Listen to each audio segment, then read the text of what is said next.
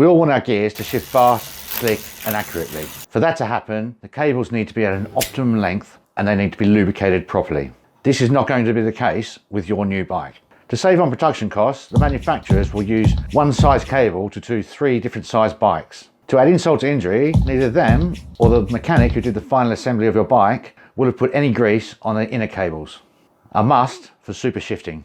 Welcome to stage 8 of Tour de Bike 2024. Well, I'll show you how to get the best shifting you've ever had. As a little bonus, I'll share a top tip which will make your rear gear cable last longer for future servicing. So buckle your toe straps, let's jump straight into it right now. Make sure that the chain is in the 2 smallest cogs, front and rear. We're going to do these one at a time and we're going to do the front one first. To disconnect the cable, lift this little plastic cover with a twisting action.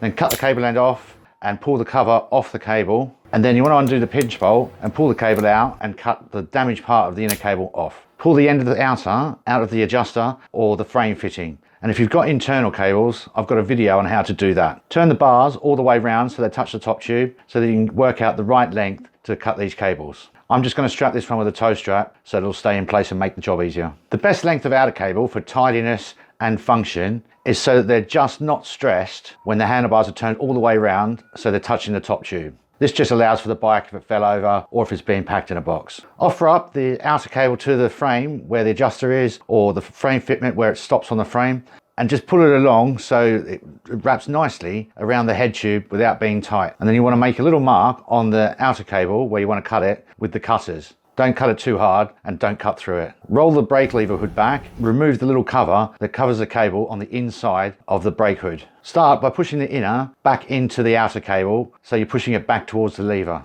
A little bit of a loop at the lever end where you took the cover off might just come out. If it doesn't, or when it does, you just want to get that with like a little screwdriver and just pull it out. And you want to keep pulling the cable until you've got most of it out, but there's still some left in the actual outer housing. If you take it out all the way, you're just creating another job for later on. Find the mark you made on the outer cable and then you just want to cut straight through them. Keep this bit of excess cable because we're going to need it a couple of times in the future. And then you want to get a bradawl or something sharp and pokey and just poke the inner liner with it. Even if it looks round, give it a poke anyway because this is a major snagging point for inner cables. Pull the outer cap off the excess cable you've got, and if you can't get it off by hand, you want to just put it in the vise or grab it with a pair of pliers and use a small spanner or similar just to knock it off. Push some of the excess loop of inner cable you've got by the shifter out the other side of the lever. You may just have to poke inside there a little bit with a little screwdriver or something like that just to get the head dislocated. Pull the inner cable out through the lever so you've got enough exposed that it would get to the start of the outer cable where the lever is. Get some grease on your fingertip and just rub it into the cable and also on the head of the cable. You want to pull the cable through, making sure you get the head located in the holder inside of the shifter. You sometimes need to do this with a little screwdriver. Get some more grease and rub it into the rest of the whole loop that you've got on the inside of the shifter.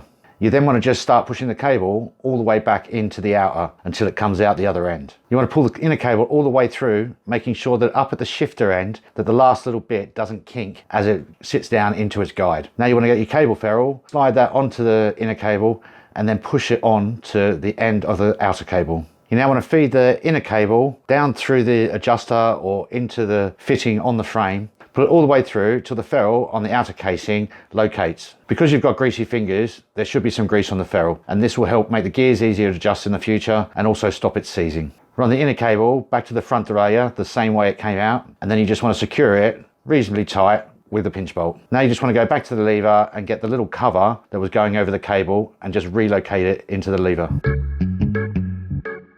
You can hit the like button anytime you want.